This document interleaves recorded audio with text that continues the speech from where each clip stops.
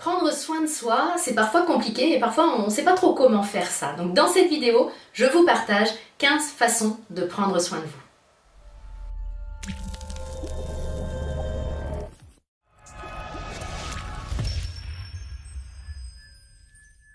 Bonjour, mon nom est Nathalie Martin, coach en éveil de conscience auprès des hommes et des femmes qui veulent une vie remplie de sens et d'abondance à tous les niveaux. Si c'est votre première visite ici sur ma chaîne, soyez les bienvenus. Je vous invite à vous abonner pour avoir en priorité mes prochaines vidéos et également à télécharger mon coffret 3 clés pour redonner du sens à votre vie dont le lien apparaît ici en haut à droite.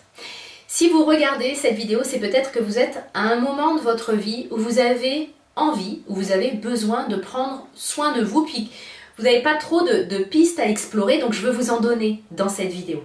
Je vais vous donner 15 façons de prendre soin de vous. Mais avant ça, j'ai besoin de faire une petite introduction pour éclaircir les choses. La première chose pour prendre soin de vous, c'est de vous accorder le droit de cela. Parfois, on prend beaucoup plus soin des autres que de nous-mêmes. Il suffit de regarder notre discours intérieur. On se dit des choses sur nous que nous n'oserions même pas dire, voire même penser sur les autres. Donc, il y a vraiment, dans un premier temps, le fait de se dire « j'ai le droit de prendre soin de moi ». Et ça ne va pas me transformer en une profonde ou en un profond égoïste. Parce que ça aussi, je le rencontre souvent. C'est une idée préconçue de croire que parce que je vais m'occuper de moi, parce que je vais prendre soin de moi, eh bien je vais être égoïste, isolée, et puis je m'occuperai plus jamais de personne. C'est complètement faux et je dirais même au contraire. Parce que je vais prendre soin de moi, je vais être capable aussi de prendre soin de mes relations et des autres. Tout est une question de curseur. Pour prendre soin de moi, j'ai pas besoin de vivre en recluse, de ne plus voir personne, de ne penser qu'à ma petite personne justement, de ne penser qu'à mon physique, mon apparence. Prendre soin de soi, c'est pas seulement prendre soin de son apparence, c'est une démarche globale qui va prendre vraiment soin de toutes les facettes de mon être. Donc, soyons clairs, vous avez le droit de prendre soin de vous et vous n'allez pas devenir un égoïste ou une égoïste pour autant. Alors maintenant, comment est-ce que nous pouvons prendre soin de nous? La première chose, à mon sens, c'est d'arrêter de se coller la pression. Nous sommes souvent un véritable tyran pour nous-mêmes. Nous sommes bourrés d'exigences, dont celle d'être un être parfait. Donc la première étape, c'est de se dire « j'arrête de me coller la pression et je respire ». J'arrête de viser la perfection. Deuxième point, eh bien, il va compléter le premier. C'est-à-dire que je vous invite à avoir beaucoup de bienveillance envers vous-même, envers les autres aussi d'ailleurs, mais envers vous-même, beaucoup de bienveillance. En revanche, aucune complaisance. Quelle est la différence? Finalement, si je me mets énormément la pression comme nous l'avons vu, le curseur est poussé à une extrémité. Si j'arrête complètement de me mettre la pression, je pourrais aller dans l'autre extrême et me dire je fais plus rien, j'ai pas envie donc je fais plus aucun effort, j'ai des excuses pour ne pas faire, et là je rentrerai dans la complaisance, c'est-à-dire que j'alimente toutes les raisons de ne pas faire ce qui est important pour moi. À chaque fois, puis c'est pas la première fois que vous m'entendez parler de curseur, les positions extrêmes du curseur ne sont pas bonnes pour moi. Donc c'est vraiment l'idée de se dire je vais avoir beaucoup de bienveillance, je vais arrêter de me coller la pression et en même temps, je ne vais pas avoir de complaisance. Je vais me regarder tel que je suis. Donc, je ne vais pas me mettre la pression, mais quand même, je vais me challenger un petit peu. Puis surtout, les excuses que je me donne, je ne vais pas les alimenter et je ne vais même pas les croire. Une manière de prendre soin de soi, c'est ça. C'est vraiment les excuses, je les regarde, je les débusque, mais je ne les alimente pas et je n'en tiens pas compte. Je n'ai pas de complaisance envers moi. Troisième point, troisième manière de prendre soin de soi, eh bien, c'est de se parler gentiment. Ça semble une évidence, mais on parle, je le disais tout à l'heure, beaucoup plus gentiment souvent aux autres qu'à nous-mêmes. Je vous invite à être conscient de votre dialogue intérieur, de la manière dont vous vous parlez, des propos que vous tenez sur qui vous êtes, ce que vous faites. C'est vraiment important de réapprendre à vous parler gentiment, à interrompre les pensées quand elles débarquent et qu'elles sont vraiment hyper plombantes et hyper dures envers vous. Quatrième point, nous allons parler de nos pensées, et bien nous allons parler maintenant de notre corps. Prendre soin de soi, c'est aussi prendre soin de son corps de différentes manières, bien sûr. On a l'alimentation, de se nourrir de choses qui sont bonnes pour nous, donc le moins transformé possible, le plus vivant possible, donc le plus cru possible, avec le plus d'énergie possible. Donc vraiment prendre soin de notre corps, c'est soigner aussi notre hydratation, ça peut être faire du sport également, mais vraiment ne pas négliger ce véhicule qu'est notre corps, parce que bien souvent on attend qu'il nous lâche, qu'il nous pète entre les mains pour se dire « Ah, c'était quand même sympa avant quand j'étais en santé ». Donc prendre soin de soi, c'est aussi bien sûr prendre soin de notre corps. 5e point, c'est être attentif à notre hygiène mentale. Alors c'est assez marrant parce que dans notre éducation, autant on a insisté sur le fait que c'est important de se brosser les dents matin et soir. Du coup, c'est complètement intégré, c'est important de prendre une douche, donc l'hygiène corporelle, ça a été un pan important de notre éducation, et même si on a rechigné quand nous étions jeunes pour aller nous laver, aujourd'hui, on n'a plus cette thématique-là, pour la grande majorité d'entre nous en tout cas, parce que ça y est, c'est intégré, on en a compris l'importance. Mais bizarrement, dans notre éducation, on ne nous a pas parlé, pour la plupart des éducateurs, on ne nous a pas parlé de l'importance de l'hygiène mentale. L'hygiène mentale, c'est d'être vigilant sur ce que l'on fait rentrer dans notre esprit. C'est évident que si je fais rentrer des informations qui me plombent, qui cassent mon moral, ça va être compliqué. Si j'écoute les infos 10 fois, 15 fois dans la journée, si je lis le journal, j'écoute la radio, la télé, etc. Ou quand je regarde la télé, c'est pour regarder des choses où les gens se font égorger et meurent dans d'atroces souffrances, bien évidemment, au niveau de mon hygiène mentale, ça me nuit. Donc faites attention à ce que vous faites rentrer entre vos deux oreilles, donc ça c'est pour ce qui rentre, mais faites attention aussi à ce que vous cultivez à l'intérieur. C'est-à-dire qu'on sait aujourd'hui que l'influence des pensées négatives est extrêmement néfaste. Donc c'est important aussi, non seulement d'avoir une vigilance sur ce que je laisse entrer entre mes deux oreilles, mais également sur ce que je cultive à l'intérieur. Et de cultiver le plus possible des pensées qui sont davantage tournées vers l'optimisme que vers le pessimisme.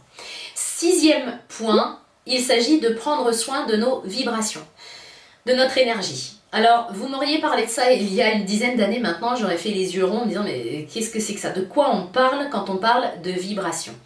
Aujourd'hui, je suis intimement convaincue que notre priorité, ce sont nos vibrations. Pourquoi? Eh bien parce que ce qui compte, c'est pas seulement ce que je fais, c'est ce que je vibre, comment je vibre quand je le fais. La loi de l'attraction, vous le savez, je vous l'ai déjà partagé dans une vidéo, je crois profondément que c'est une loi vibratoire qui fait que nous attirons à nous ceux qui vibrent à la même fréquence que nous.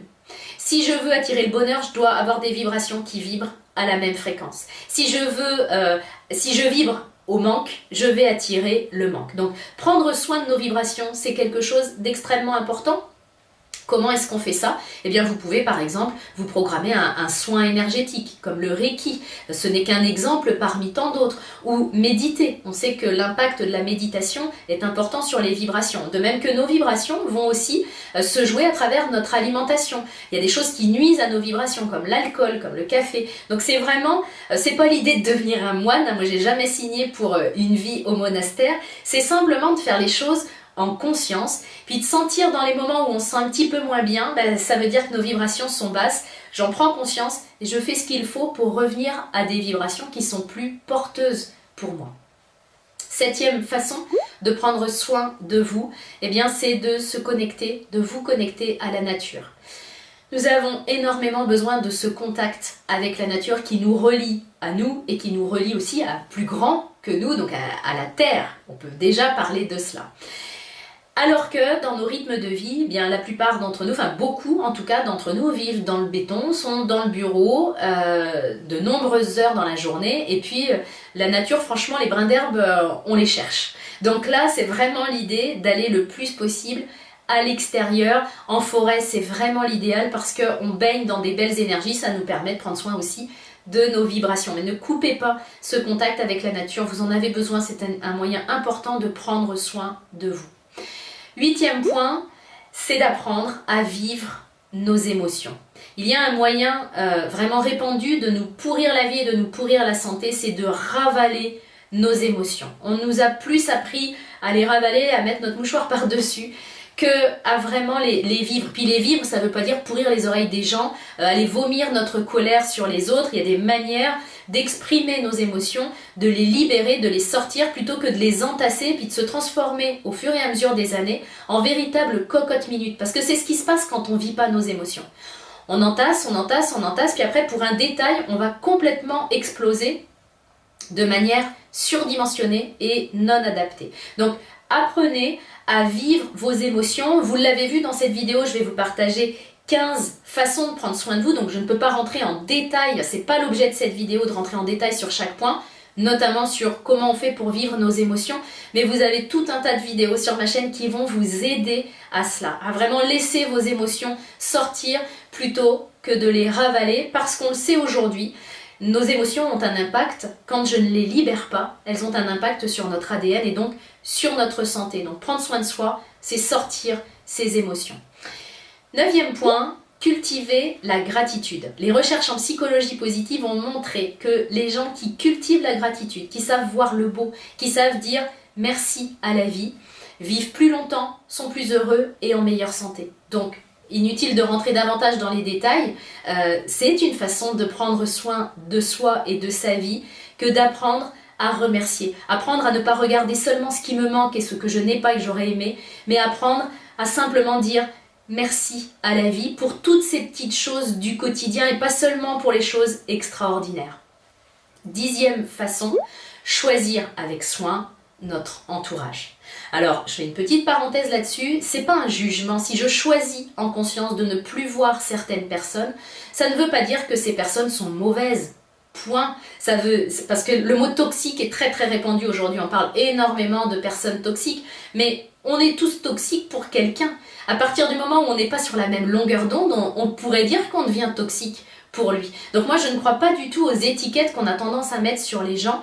Je crois en revanche au fait qu'il y a des attirances entre des personnes qui ne s'expliquent pas et il y a des répulsions qui ne s'expliquent pas non plus. C'est une question de longueur d'onde, c'est pas un jugement en disant toi t'es assez bien pour moi ou toi tu ne mérites pas de m'avoir dans ta vie.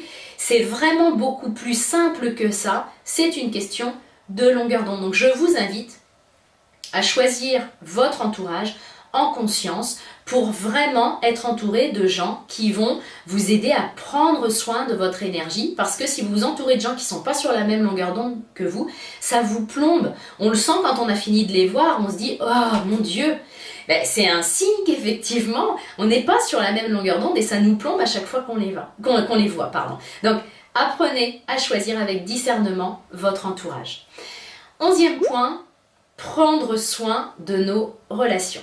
Alors prendre soin de nos relations, c'est important parce que nous le savons, nous sommes des êtres relationnels, des êtres de partage. Une expérience a été menée, encore une fois en psychologie positive, et a montré que l'entourage, la qualité de l'entourage jouait un rôle sur la longévité et le bonheur des gens. Donc c'est vraiment important, lorsque vous avez choisi au numéro 10 votre entourage, eh bien de prendre soin de ces relations-là. Comment est-ce qu'on prend soin d'une relation? Eh bien par notre communication.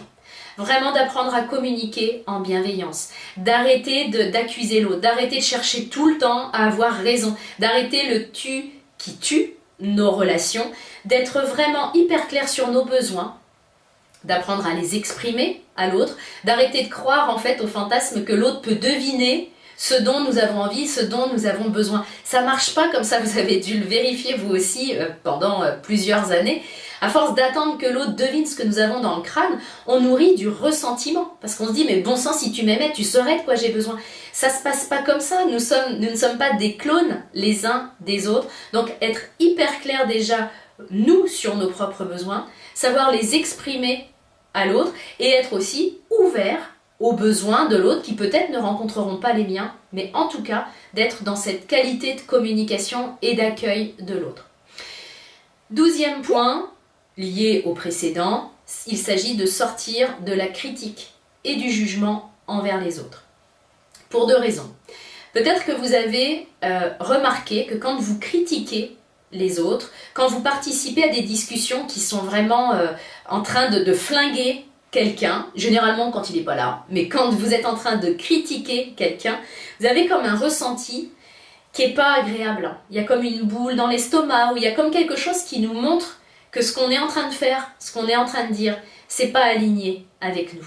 Donc, si ça me plombe, si ça me prend l'estomac, c'est que je suis pas en train de prendre soin de moi. Donc, c'est la première raison qui fait que, effectivement, on a tout intérêt à arrêter de critiquer et de juger en permanence. C'est que ça me fait du mal, déjà dans un premier temps. Je l'analyse pas forcément, je le vis pas forcément en conscience.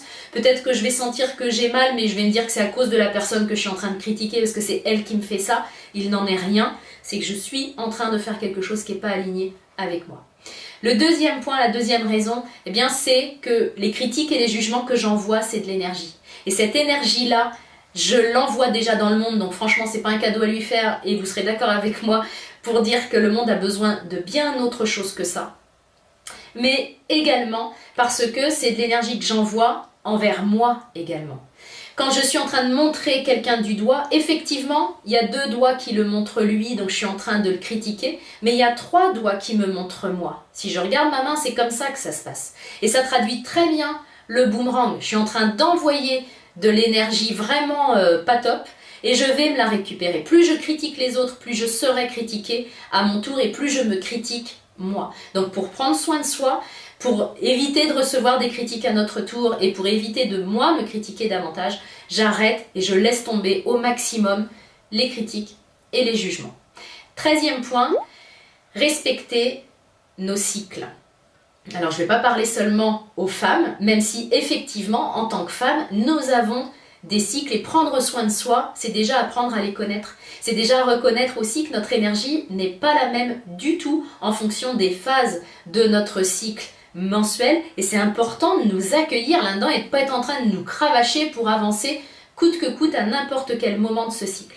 Et puis au-delà de ça, en tant qu'être humain, nous sommes cycliques. Vous avez dû remarquer que notre énergie n'est pas toujours au taquet. Il y a des moments où on se sent rempli d'énergie comme au printemps, et puis d'autres moments où on sent qu'on a envie de rien si ce n'est qu'on nous foute la paix, et puis on n'est pas motivé pour faire les choses. Donc là, c'est important de comprendre que notre énergie et notre motivation ne sont pas toujours au top, et de s'accueillir, encore une fois sans complaisance. Si je m'aperçois que j'ai envie de rien et que ça dure depuis des mois, là je suis plus dans mon cycle naturel. Mais si je m'aperçois que c'est ponctuel, je vais m'accueillir et je vais ralentir. J'ai le droit de ralentir. Prendre soin de soi, c'est prendre en compte le fait que oui, je suis crevée, j'ai qu'une envie, c'est d'aller me faire une sieste 20 minutes. Eh bien, je vais le faire. Au-delà de ma croyance de c'est les feignasses qui font des siestes, non, les astronautes font des siestes pour pouvoir récupérer et être encore plus opérationnels après. Donc ça, c'est vraiment une légende de dire que les siestes, c'est que pour les feignants. C'est qu'un exemple de ça, mais prendre soin de soi, c'est vraiment respecter nos cycles, arrêter de vouloir et d'attendre de nous d'être au taquet à 100% du temps, arrêter de nous énerver contre nous-mêmes en disant mais bon sang, c'est pas vrai, j'ai plein de trucs à faire, c'est pas moi d'être dans cette énergie-là. Mais si, et c'est apprendre à ralentir, apprendre à prendre soin, notamment de notre sommeil qui est extrêmement précieux. Donc prendre soin de soi, c'est aussi avoir une belle qualité de sommeil et respecter nos cycles. 14e point, avant-dernier point, il s'agit d'apprendre à dire non. Alors je ne rentrerai pas dans les détails sur ce 14e point, vous avez une vidéo spécifique sur ce thème, comment apprendre à dire non facilement, qui se trouve sur ma chaîne, et je tiens l'intention qu'elle puisse vous aider. En gros, ce qu'il faut retenir, c'est que lorsque je dis oui aux autres, alors qu'au fond de moi, parce qu'on le sait très bien qu'on a envie de dire un grand non, mais on entend notre bouche dire oui. Quand je dis oui aux autres, à contre-cœur, parce que je ne vais pas dire tout le temps non. Il y a des moments où j'ai vraiment envie, puis ça me fait plaisir d'être là et puis de rendre service. Je ne suis pas un sauvage. Mais lorsque je dis oui, alors qu'au fond de moi ça faisait non, en fait je suis en train de me dire non à moi. Donc c'est à un moment donné réaliser que je suis en train dans ces moments-là de me laisser tomber. Et une des phrases les plus puissantes à mon sens qui peut nous faire réagir, c'est « Je ne me laisserai plus jamais tomber dans ma vie ». Plus jamais. Je l'ai peut-être fait depuis des années, des dizaines d'années, mais plus jamais je ne me laisserai tomber. Quand on a cette conscience-là, on est là pour soi avant d'être là pour les autres. Donc ça, c'est une manière de prendre soin de soi qui est extrêmement importante et libératrice pour tout le monde d'ailleurs, parce que rendre service alors que j'en avais pas envie, ça va forcément se ressentir. 15e et dernier point, se reconnecter à notre intuition. Là encore, je ne rentrerai pas dans les détails, vous avez une vidéo à ce sujet sur ma chaîne. Notre intuition, c'est notre petite voix intérieure. Je ne parle pas de la petite voix saboteuse qui nous rappelle combien nous ne sommes pas assez ceci ou trop cela. Je parle vraiment de l'inspiration, de la partie de nous qui est paisible, de la partie de nous qui a les bonnes informations. En quoi est-ce qu'il y a un lien entre notre intuition et puis prendre soin de soi? Eh bien, tout simplement parce que si j'écoute mon intuition, je vais me simplifier le chemin. Mon chemin va être plus facile, plus direct, plus rapide. Je vais économiser du coup du temps, de l'énergie, de l'argent. C'est une manière importante de prendre soin de soi. Donc apprendre à écouter notre intuition et avoir le courage de la suivre, c'est une manière extrêmement importante de prendre soin de soi. J'espère vraiment que parmi ces 15 pistes, vous allez trouver des pistes efficaces pour prendre soin de vous, parce que c'est exactement comme dans la pub, c'est juste parce que je le vaux bien. Bah ouais, vous le valez bien, on le vaut tous bien, et c'est vraiment l'idée d'être là pour nous, et ça nous permet encore une fois d'être là pour les autres, mais pour des bonnes raisons et avec des belles énergies. Si cette vidéo vous a aidé, je vous invite à la liker, à la partager, parce que vous m'aidez ainsi à aider le maximum de personnes possible, et je vous en remercie de tout cœur. Je vous retrouve très bientôt dans une prochaine vidéo.